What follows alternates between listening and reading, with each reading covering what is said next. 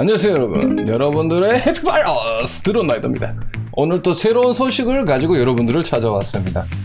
여러분들 자전거 타시면서 파워미터 많이들 고민하시고 파워미터 많이들 사용하고 계실 것 같습니다.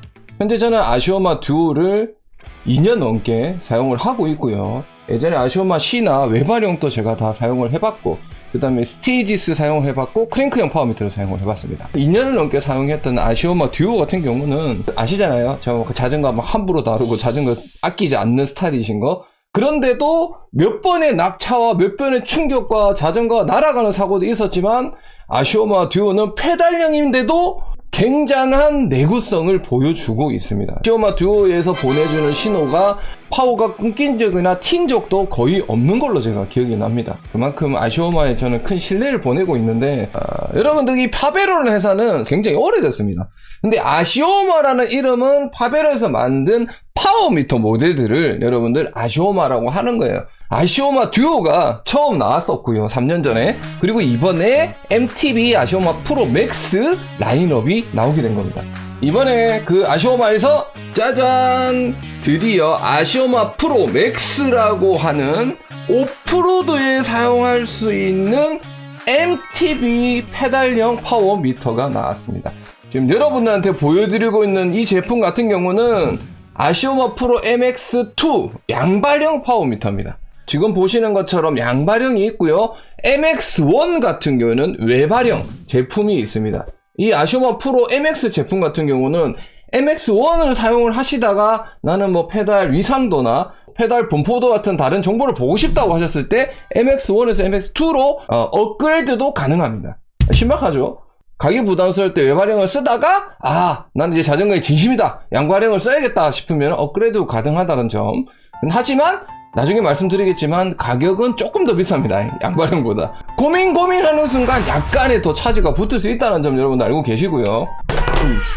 그러면 너는 로드를 타는데 왜 MTB 클릿이냐? 여러분들 아시잖아요. MTB 클릿의 장단점이 있습니다. 장점이 뭡니까? 신발 안쪽에 클릿이 들어가기 때문에 클릿이 손실이 거의 없고요.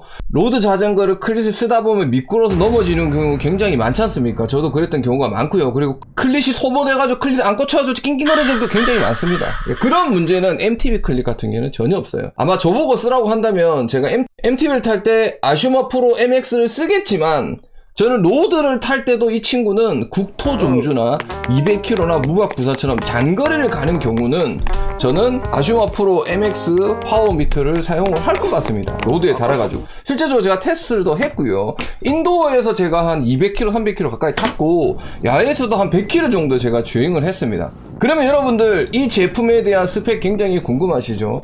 여러분들이 제품 박스를 먼저 제가 열어보면, 이 제품을 테스트하기 위해서 참 페달 빼고 꼽는다고 시급했습니다. 당연히 MTB 슈즈도 하나 구입을 했고요. 여러분 상자를 처음에 열어보시면은 양쪽에 양발형 페달형이 있고요. 당연히 중앙에 매뉴얼이 있습니다. 영어로 되어 있습니다. 던지고요. 클릿도 제공을 하고 있습니다. MTB 클릿이죠. 엄청 튼튼합니다. 로드랑 비교가 안 되죠. 클릿을 MTB 슈즈에 장착도 했고요.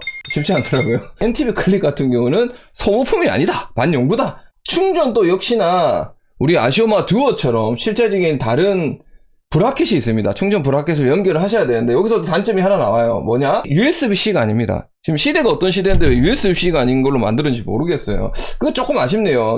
충전 단자가 제대로 결합이 되게 되면 빨간색으로 충전되고 있는 모습을 확인하실 수 있고요.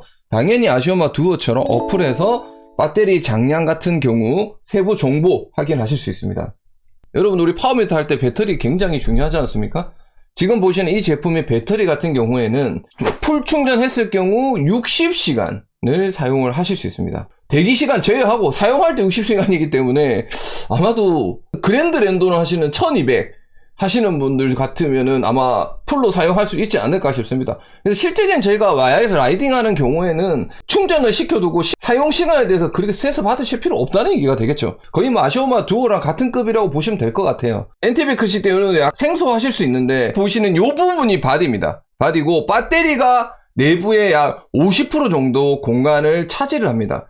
로드 MTB랑 조금 다른 거는 MTB이기 때문에 산에서 구르고 충격을 받을 정도의 강성을 버틸 수 있게 만들어야 된다는 겁니다. 이 MX 제품 같은 경우에는 바디 따로 외부형 MTB 클릿을 따로 구입해서 교체가 가능합니다. 수리가 굉장히 용이하다는 얘기죠. 그래서 지금 영상에 보시는 것처럼 페달의 바디를 손쉽게 영상처럼 따라 하셔가지고 여러분들 교체를 가능하실 수 있고요. 바디가 부러질 정도면 내 뼈가 먼저 부러지는 거 아니니? 아시오마 듀오 사용해 보셨겠지만 내구성에 대해서는 저는 아시오마를 그렇게 의심하지 않아도 되지 않을까 싶어요.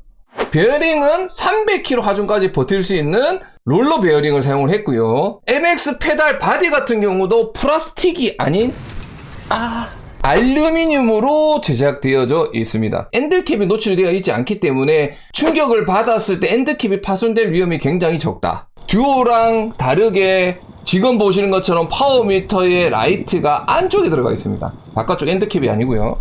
아시오마 MX 같은 경우에는 배터리 포함해서 191g입니다. 굉장히 MTB 파워미터의 제품 중에서 굉장히 가벼운 편이에요. 아시오마 듀오가 151g이거든요. MTB 클릿인데 알루미늄을 만들어졌는데도 40g 정도밖에 차이가 안 난다. 가볍지 않습니까? 가벼워도 맞으면 아플 것 같아요. 알루미늄이라서. MX 같은 경우도 듀오와 같이 파워 페이스 위상을 가민해 여러분들 보실 수 있고요. 사이클링 다이나믹이라는 3가지 기능이 있습니다.